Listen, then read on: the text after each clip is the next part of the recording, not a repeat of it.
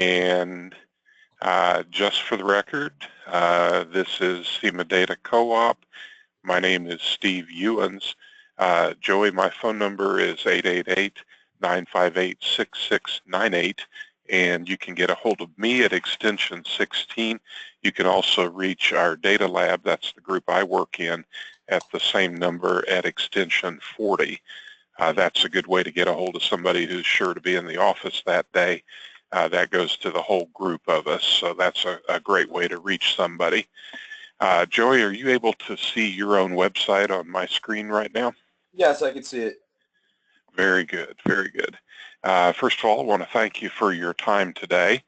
And I believe you had an onboarding call recently with Cade from our group. Is that correct? Yeah, that's correct. When we first had the meeting, it was a lot of information, and I tried to pick up everything, but I guess some things got lost in the mix. And that's exactly the way it happens. We know that. We pack a lot of information into a really brief phone call, and number one, we expect a lot of email and phone call questions after the call. Yeah, It's like sitting in a 30-minute math class and then having to take your college entrance exams. It's just, there's so much to absorb. So that's no surprise at all to us. And I looked at your account and noticed, number one, you've got a lot of approved requests from suppliers. So clearly you've got a great start on things. As you know, that's one of the first action steps you've got to do before you can start using your account productively. So you're off to a great start already. Yeah, my question to you, Steve, is see where it says BBK performance, how it was denied? What happened was they sent me a agreement that I had to print out, sign, and send back to them. But what happened was it was in my spam folder, and I didn't realize it until they denied me. And is there any way to go back in and reapply for this, like say BBK? Sure. Couple of things you can do. First of all, what I would do if I were you, and I won't actually do this, but I'll just show you the process. Down here at the bottom, the same thing you did the first time, just click Add and go here and look for BBK.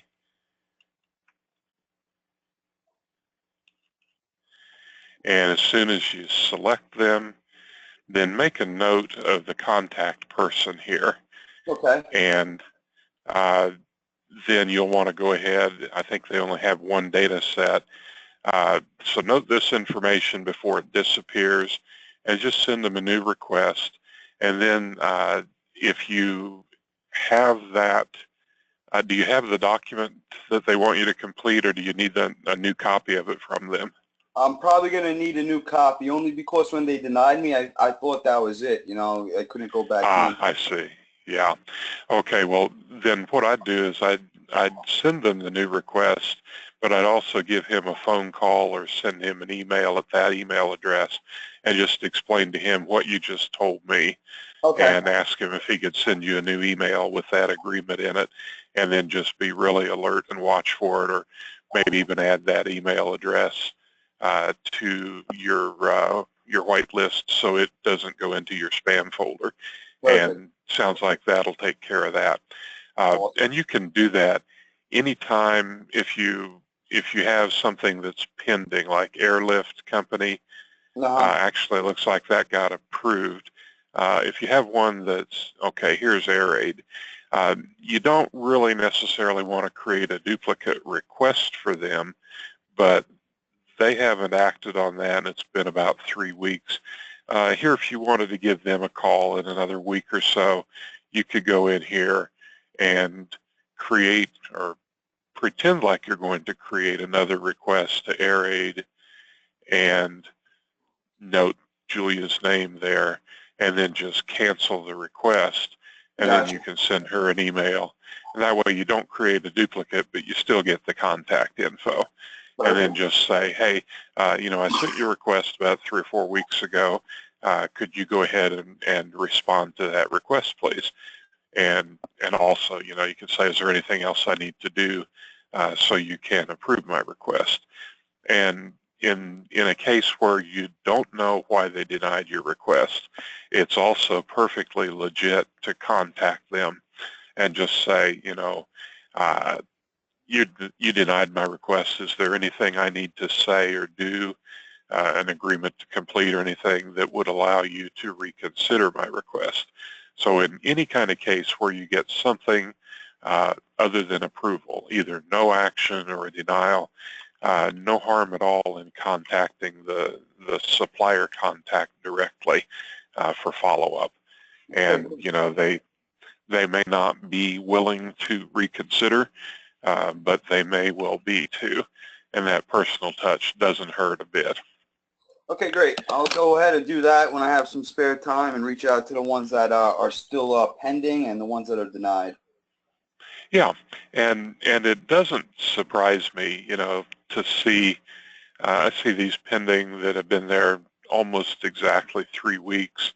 That's not unusual. A lot of suppliers, they kind of tend to let these requests build up, and then maybe they'll go in and on one day they'll respond to you know, 10 or 15 requests all at the same time. So that's not surprising, and it's not necessarily an indication of a problem building or anything. Okay. And this time of year, of course, they may have a contact person that's on vacation or that's filling in for other people who are on vacation. Yeah, it could be a number of reasons, right? Exactly, yeah. Oh, and I see K&N, we looked at Air, that was one of their brands. So you might just kind of look through here. If you looked at any of the K&N brands, I think the contact would be Julia Kessler. And so you might kind of look through here and make a list before you start calling or emailing, so you know. Yeah, so you for do example, one email instead of going back and forth with all the different ones. Exactly. I got you. Yeah, that'll be more efficient for you and for them as well. Perfect. Okay, so we got a couple of choices here. We can just run through the whole process, start to finish, that we, you know, just do a redo of the initial training, or we can do kind of what we're doing right now, which is identify the issues that have been a concern to you and just talk about those. Which do you prefer that we do on this call?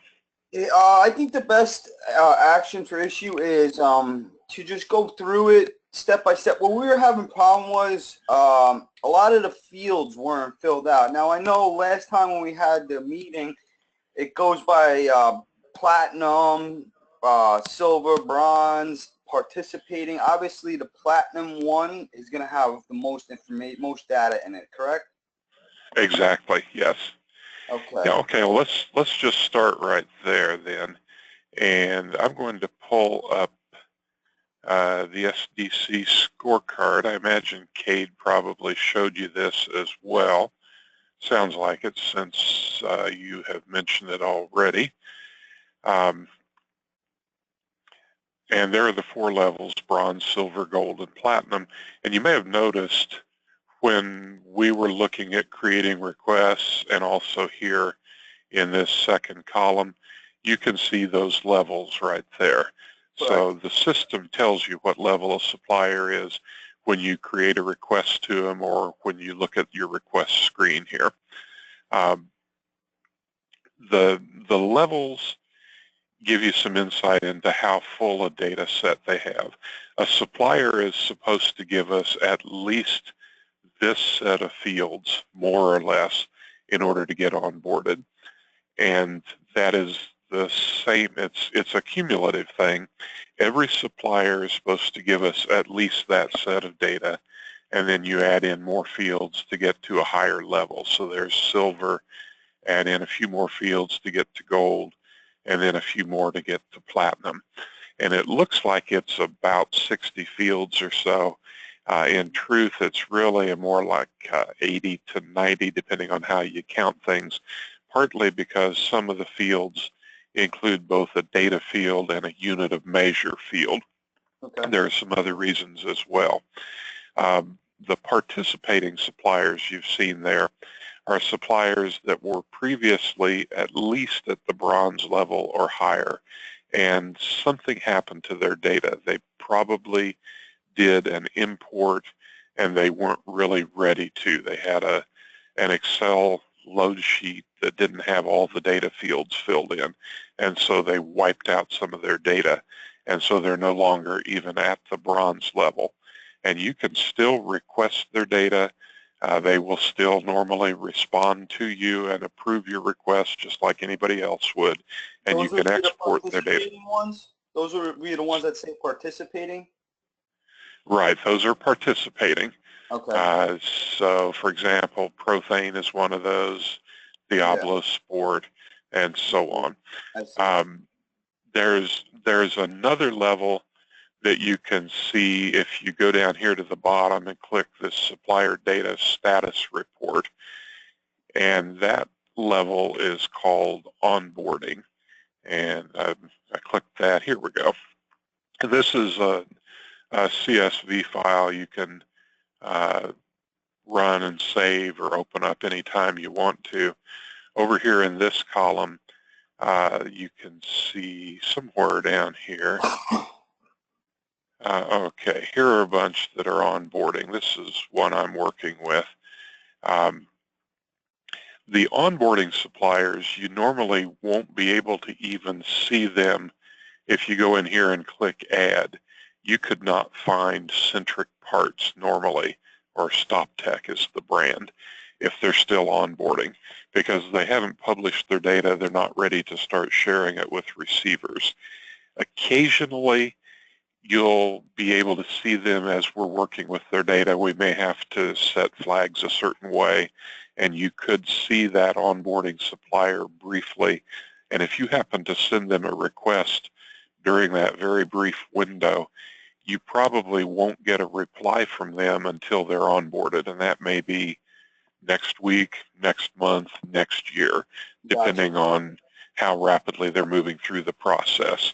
So everything except onboarding is a supplier with published data, and any level of supplier, whether it's participating all the way up through platinum, is just as equally likely to respond to a request and either approve it or deny it as any other. So participating, even though it's not a complete data set, is available to you. Okay. Now, within these 60 to 90 fields, there are exceptions. A supplier, I've said it a couple times now, I think, is supposed to give us more or less that set of fields to get to the bronze level. But within each one of these levels, there are some fields where we can put an exception in the system if a supplier can't provide that type of data. A good example is here in the price fields. A lot of suppliers will not have both a list and a retail. They might have one or the other. And so we can kind of excuse them from providing that data. Some suppliers may not have a MAP policy, so they don't have a MAP price. Mm-hmm. And so the absence of it doesn't keep them from getting to bronze. Another great example is the vehicle fitment, ACE's year, make, model data. There are some suppliers that sell supplies or tools, things that are not even a motor vehicle part. And so ACES is completely irrelevant to them. There are also some high-performance manufacturers, folks that make camshafts or pistons or whatever, and they don't care what vehicle the 350 small block or the LS motor is in. They just care which engine their camshaft goes in. And so, you know, try to give me ACES data for a 350 Chevy small block, and you just really can't do it. Yeah, so they get an exception. They don't provide the data, but they still get to bronze or whatever level they qualify for.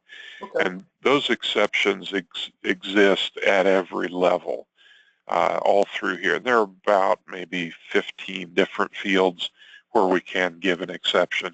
That way, a supplier that just doesn't have data for that field, or it's too cost prohibitive to build the data, they can still get to a certain level. Gotcha. So this is kind of your roadmap. One implication of this is I think there are about 3,000 plus PIES fields, and most of them, anything outside of this set of fewer than 100 fields is almost never going to have data in it. A supplier can give us any data they want within those PIES fields, but most of them never provide data outside this set of fields. So in your exports and your required field setup, you can include any fields you want, and your exports will still run, but you'll just get blank columns if a supplier doesn't provide it. So that's an implication of this scorecard. I gotcha. Another thing I was having an issue with was actually picking the correct categories I need, because when we went through the call the last time, you showed me how to do it, but it seems like I can't really pick the categories I need to add. I mean, I sent you over a template. Were you able to make sure the categories that are selected are the ones that we need? I did make some changes there, and you're right. This is one of the more challenging tasks, and I've got a couple of files I'm going to send you back after the call. One of them, this is your template here, of course. Correct. And what I've done is I've added a row here with what I think might be the best match, and you can see there are places where we don't have any data that I think matches what you're looking for. I think some of that's going to be things you'll generate internally or maybe leave blank. Yes. And then anywhere that I put something in there, I've made sure that we have that included in your required fields setup. Okay, so I've gone in here today, and you probably got a couple of emails because I did it. I made changes here, and then I noticed one that I needed to add, and I went back and added that. So you probably got a couple of emails in the last hour that said something about your requirement study has been approved and made available. And you know, you read that and you go, well, that's nice. I have no idea what it means. But that was just me going in there making changes. Okay, no problem. This file right here, the narrower one I'm moving around, is a list of the fields. I produced that by clicking this download button on your required fields screen. Okay. So this is just all the fields that I selected, and I'll send this to you at the end of the call. And I've got it filtered here in column B just to show all the fields that I selected. Some of them Kate had already selected, and I added just a few based on the template. And so I'm filtering it just to show those fields that either Kate or I have selected. Okay, great. So, and what I've put in this file here in row 4 is a reference to column A on this file over here on the right side of the screen. Okay. So for example, product name, we don't have, or the PIES standard doesn't have a field called product name, but you got a couple of different choices there that you might find useful. And the things I put in yellow here are things where there is an issue we'll want to talk about. One of your choices, anywhere it says C10, like C10 SHO here, those are description fields, and you can see those right in here. Got a lot of different description fields. So this C10 SHO is the short description you see over here on line 46. Yeah. That is a 20-character description. If you need a very short product name, that might be suitable. Okay. The F10 title, that may be a great field for you, but there's an issue with that. And that's down here, right here on line 504, and it's in an area called attributes. I don't know if you've heard this before, but the PIE's data are grouped into groups called segments.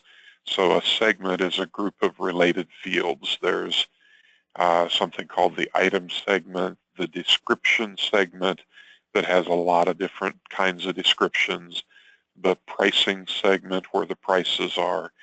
The attribute segment has things like color, material, finish, all kinds of different attributes, kind of sort of physical attributes of the product. And it is often not populated by our suppliers, but one thing we usually get them to provide, or we often get them to provide, is a title on the attributes tab. And it is, the idea of the title is it makes a good title for receivers to use either on their own website for a listing or on Google Shopping or eBay or whatever. So it's designed to be a title. Typically it'll have the brand name of the product plus some kind of description, like maybe the 80-character long description. Okay. That might make a great product name for you. The problem with it is the PIE's receiver-specific export that you're likely to be using, and in fact, if I look on your home page here, that's the only two exports you've set up are the PIE's receiver-specific. You know, we have about 15 or so different kinds of exports. This is the most popular one for most receivers. That was issue I was coming up with. I know Aiden said that PIE's receiver specific would be probably the one that I would use most, but I wasn't really sure what the other ones would do. With the PIE's receiver specific, it doesn't seem like there's any product images in there. There is a separate export you run, and we'll talk about that. I'm glad you mentioned that. The separate export you need to run is called the digital asset export. And let's just take a moment here and go look at that. And let's see. Let's just look at Billy Boat. I'm not going to save this or anything, but I want to get to this second screen. Let's just do that. Then we'll go back here.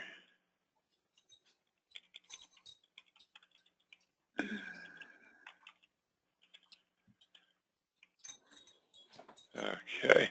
So here's where you pick what kind of export you want. And this is the PIE's receiver specific. Correct.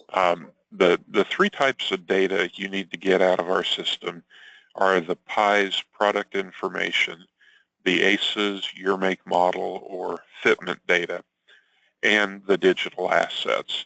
Well, this receiver specific is very, very popular for a couple of reasons.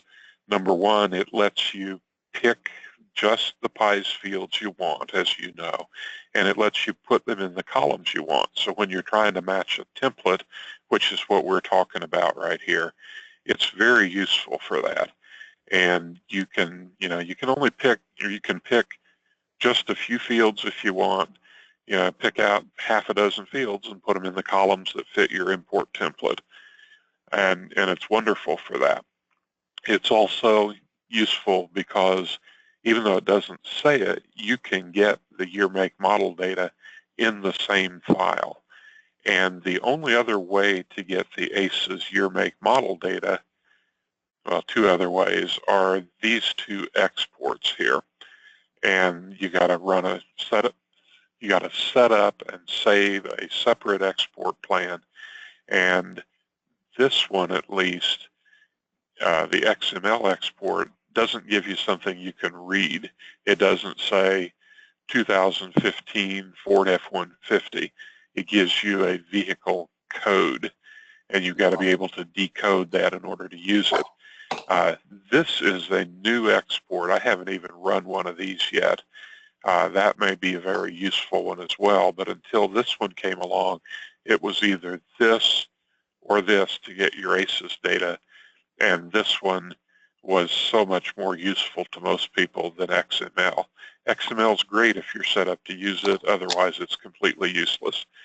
So you may get all of your PIs and ACES data here. To get your digital assets, you'll go here.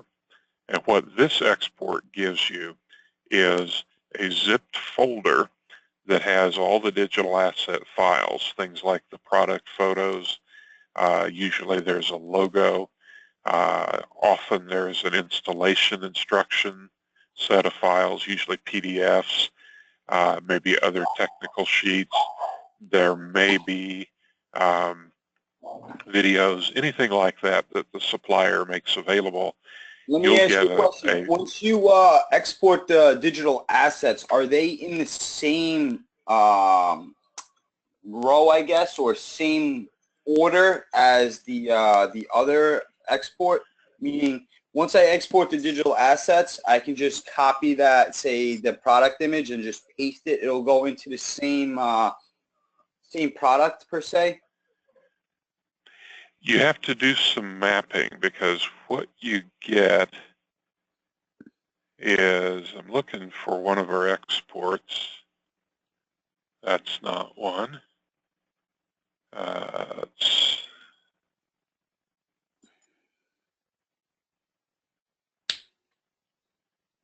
That's not one.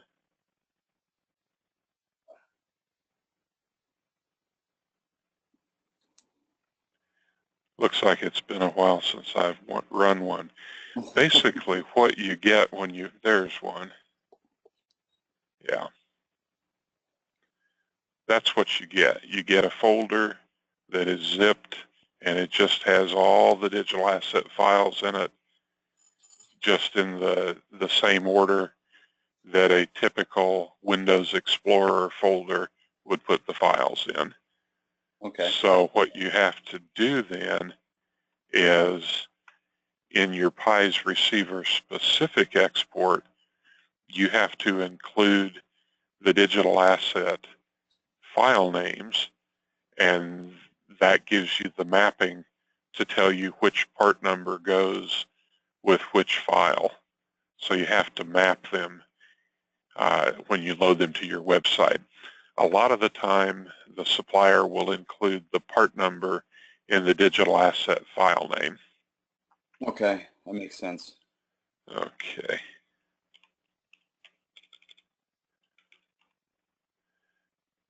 So I'll save this and not run it, because these can take quite a while to run. So you're likely to have one of these exports and one of these exports for each one of your suppliers when you're all done. Gotcha. That'll give you the PIs and ACES. That'll give you the digital asset files. Okay, so back here, the problem with using the title here, that F10 title or this line right here, is that the PI's receiver specific export, if the supplier has given us a lot of attributes, the PI's receiver specific doesn't handle them properly, and it's only going to give you one random attribute, and it may not be the title. So you may want to look at the short description there for the product name. Okay. And that's why I put that in yellow. The product type, this is the part terminology ID, and it's not completely satisfactory as... Well, I think the product type on the template is either a physical product or a download product. That is only for big commerce, I think, because P means a physical product, meaning that I have to ship it out and whatnot. So I don't know if that would be correct for product type. Okay. You know what I'm saying? The product type is either going to be a physical or a downloadable product. You know what I'm saying? Oh, okay. So this may be something you populate yourself. Yes. Well, pretty much every product is going to be a physical product because we're obviously selling physical products. Sure. Okay. So it'll be a P. That's Yeah. a constant, in other words. Okay. Yeah, I didn't notice that. Sorry about that. That's all right. Okay. So moving along, the product code. I saw the SKU there. If you want the SKU, that in our world, that's typically the part number. Yes, that's fine. Which is up here. The brand name is the brand label typically, which is right there. Okay. So what I've done is I've gone through here and just and matched up the heading with my best matchup from these fields and made sure that these are listed here. With the warranty, we have 3 different ways a supplier can express warranty to us.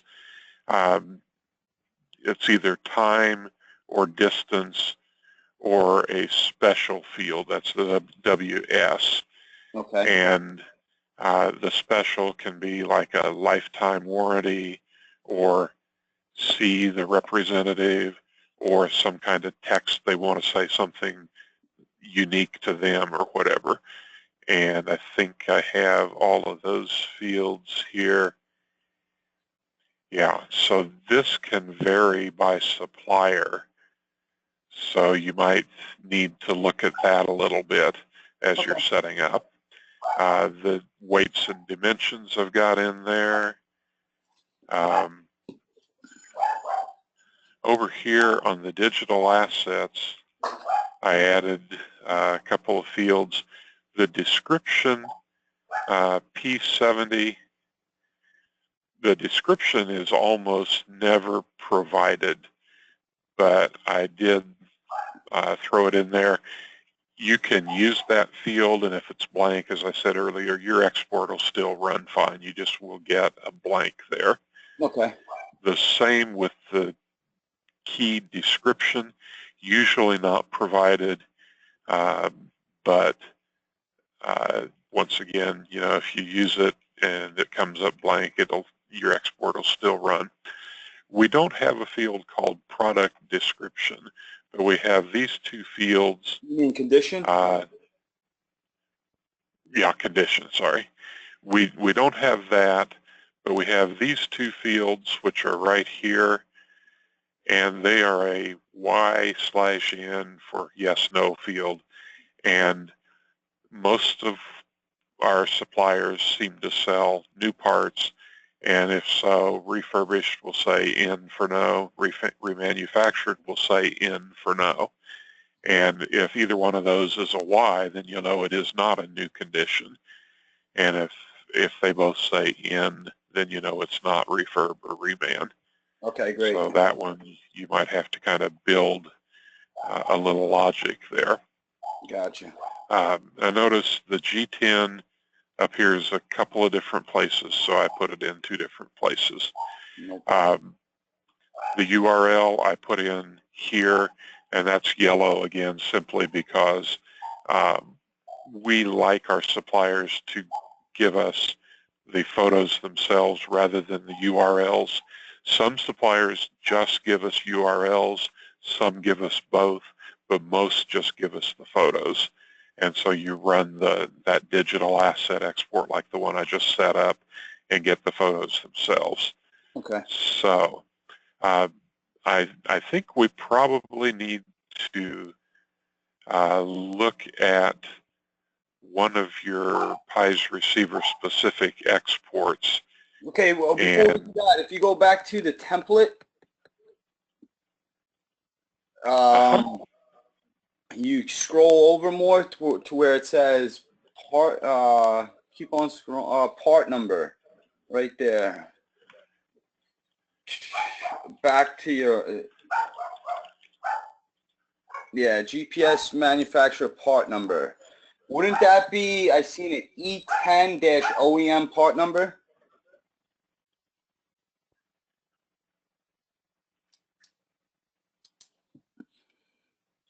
Right there, yeah.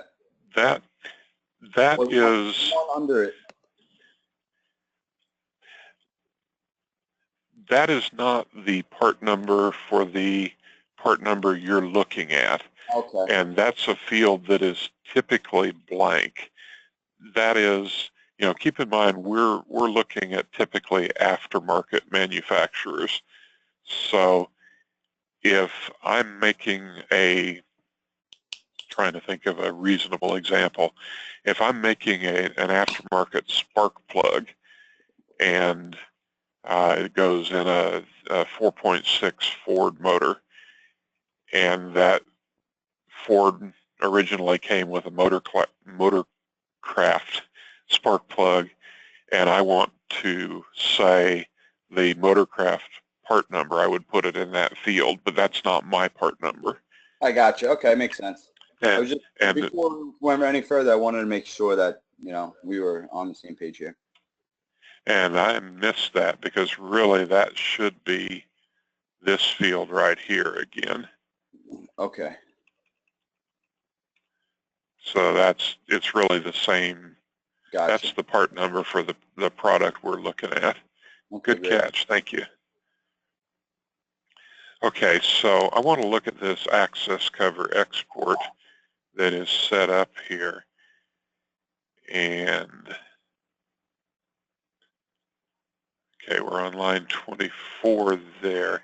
I think you're familiar with the process of how you include fields on your export. Yes. Just by putting numbers on them. Correct. Okay, well down here at the bottom, if you want to have cross-reference information to be able to load the pictures to your website and know what parts they go with, you just come down here and you go 25, 26, 27, 28, 29, 30, 31, 32. What I did was I just started I see. the next highest number. Mm-hmm. And I left out some of these because these are things that, number one, I didn't see on your template, and number two, they're not typically provided. Gotcha. So I'm adding those to your export plan. So what you will get is the file names here, and then down here you'll get, in the P80, you'll get the URLs. Here you'll get descriptions. So the P05s those are all file names. I was thinking we could tell that looking here. You really can't. You could tell that, I imagine, that Cade sent you one of these documents, didn't he? No, he did not. Oh, okay. Well, I'll send you this as well. Make a note of that. And this is not a file that you'll want to sit down and read through. Okay. But it makes a great reference tool. For example,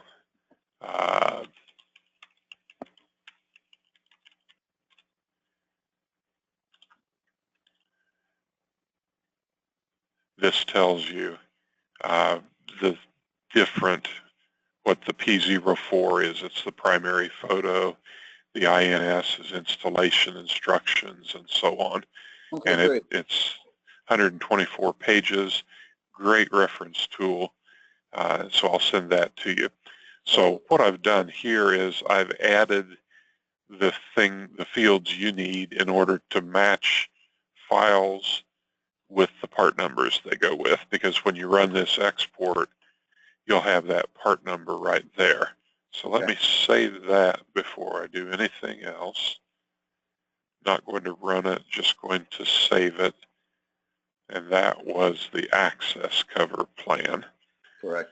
Okay, so the other thing, or the next step in your process, will be for you to take this template and edit your PIES receiver specific plans, the access cover and the ZEX data, and pick the fields you want to use, like probably the short description here, the part number here, and rather than putting part number in the first column, put it in column 5, short description in column 3, brand label in column 7, I think that is, yeah, and so on.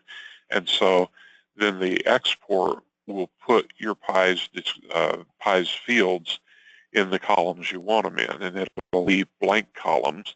So when you run your export, it will actually match this template, leaving blank columns anywhere where our system doesn't have the data you need.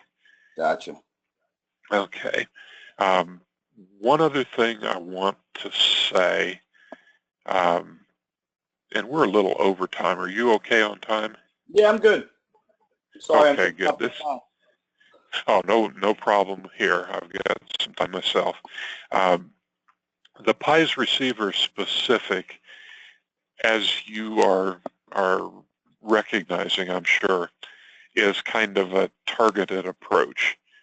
With the PIES receiver specific, you decide there are certain fields I want, and you target them with your field setup here, and then with your template and picking this field and saying I'm going to put that in column 5 and so on. There is a different approach, which is to say, I want to know everything the supplier has, and that can sometimes be useful. You don't get out of it anything like this that is ready to import into your website. But if you're already getting data from a supplier and looking at your website, it looks to me like you've got data already. You've got a lot of brands you're listing. You've got product photos and prices and things. So you've already got some data from somewhere. And that tells me it might be useful to you to set up an export maybe for some of your brands, maybe just one. Let's see.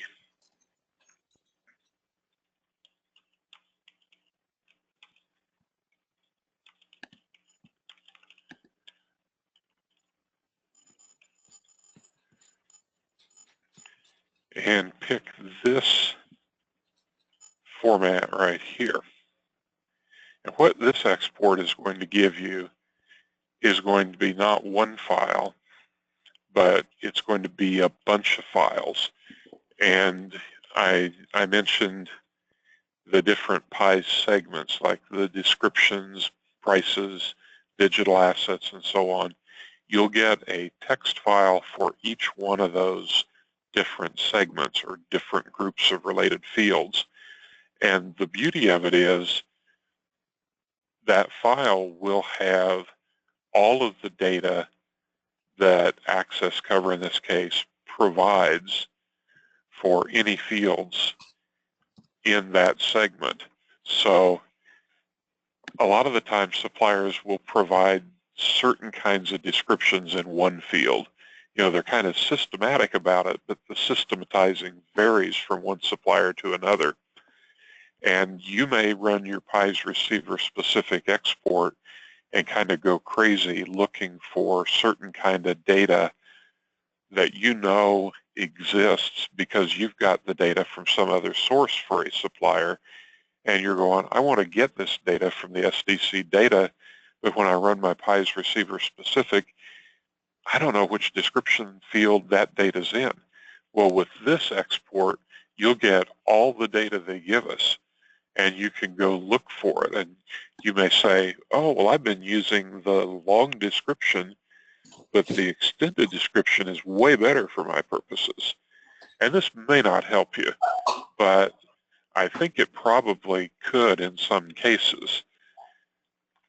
So I'm going to just set this up and save it only.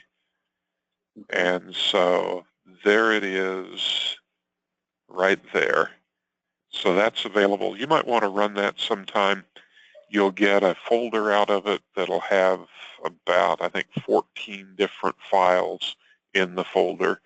And what you do is you open those with Excel, and it goes through a text import wizard.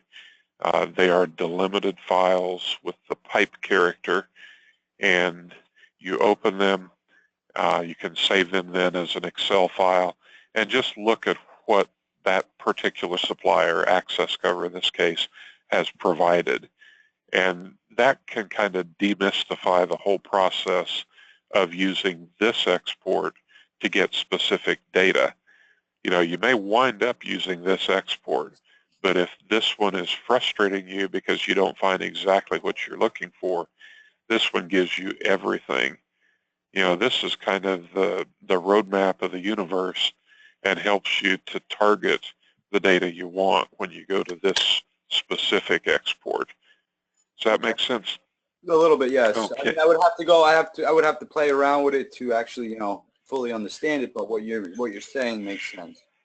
Sure. Okay. Good. Yeah, and you make a good point. You know, you can hear a lot of words, and until you start getting in there and digging around and seeing how they work, it doesn't make sense. Exactly. Okay. So. So my next question to you would be, just for argument's sake, Access Cover, the receiver specific. If you run that and it comes into a TXT file, I'm having issue. I'm on a Mac. I'm having issues transporting that into, say, a CSV file or an Excel file. How do I convert that into a Excel file? I can show you how to do that on a PC, and it's been about 25 years since I did anything on a Mac, which tells you how much I know about Macs these days. I mean, I do have a PC as well, so if I have to do it on the PC, that's not a big deal. So if you can just show me how to convert that into a Excel file, that'd be great. Okay, so let me just find. Okay, this export right here is the result of running a PIES receiver specific about a week and a half ago. Okay. And there are a couple of different ways to do it. One way to do it is to right-click on it and do Open with Excel. Gotcha. And if that way is not available to you, you can go into Excel and navigate to it and open it. Well, that was, okay, this works. What it does when you open it this way is, notice the window up here. All that text is actually in column A. Mm-hmm. There's nothing anywhere else. So I've got to select all the text, go to the Data tab, and do Text to Columns. Okay, I got to go here, select. I did Control-A to select everything. Data tab, Text to Columns, and I get this wizard. It is delimited. I click Next, and the delimiter is the pipe character. On a PC keyboard, that's usually right above the Enter key, above the backslash. So as soon as I put that in, it's got the data in columns. I'll click Next. I'm going to slide this slider over and select all the columns with the Shift key and clicking, and say these are all text, and click Finish. And so there's my data in columns. Incidentally, what you see here happened because when I ran this export, I said put the long description in column 7, put the jobber price in column 10, and so it inserted blank columns here. Then I did a similar thing here, and it inserted blank columns there as well. Okay. And over here, this is a good example. I'm glad you asked that question. When I ran this export, I included these 3 fields. This is the file name for the instructions, the INS installation instructions field. This is the file name for the logo, and it's usually, not always, but usually one file name for every product. And this is the file name for the primary photo.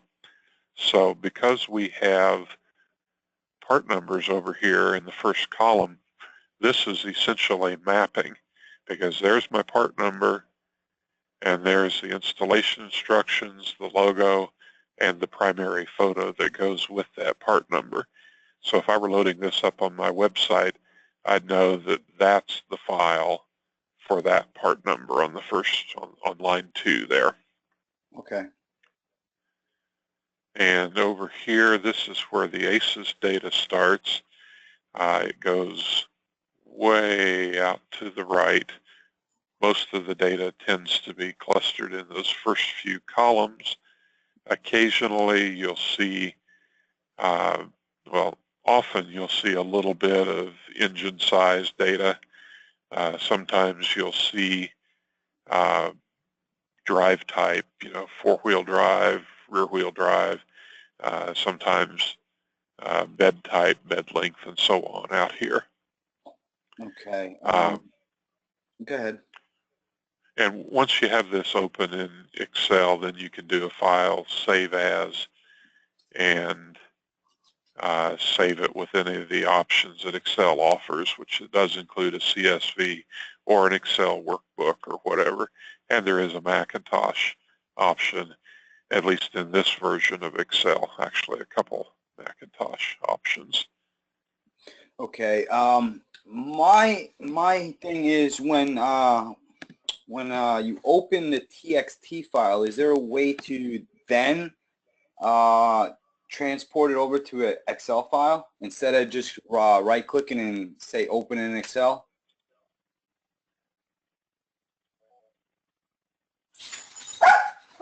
You mean from? Say you open the that TXT file again, like opened it into a TXT file. Can you then, I don't know how we would say, can you then change it to Excel once you open it into the TXT file? You mean you're opening it in Notepad or something? Yeah, if you just double click that and it opens, is there a way to transport that into an Excel sheet that way, or the only way to transport to Excel is right click it and then say open to Excel? See that? Well, is there a way to get this information into an Excel sheet?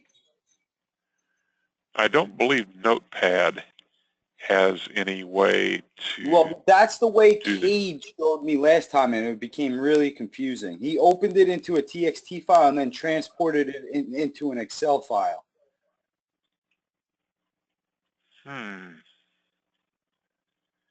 Let me run down there and ask him if he did that and how he did it. Just a second, okay?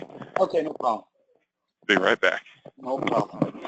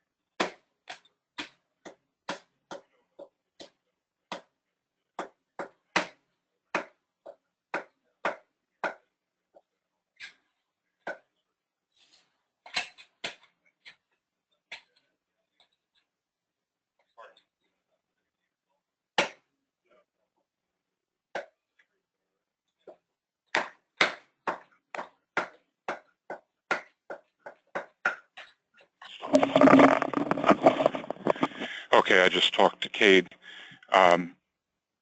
He does not do that from Notepad. What he does is in Excel, let me just open one of these. He does a file open and navigates to the download directory and has to look for all files, and let's see, that was on the 9th.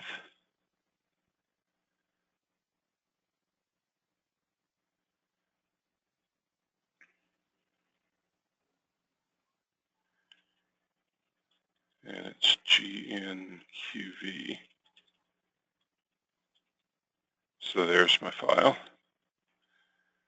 So then you go through the text import wizard, which is kind of the same. It's doing some of the same things that I did. You got to pick the limited. Excel, the text import wizard is that comes with the Excel. Right. Yeah. This is built into Excel. Okay. And it's basically doing the same thing that I did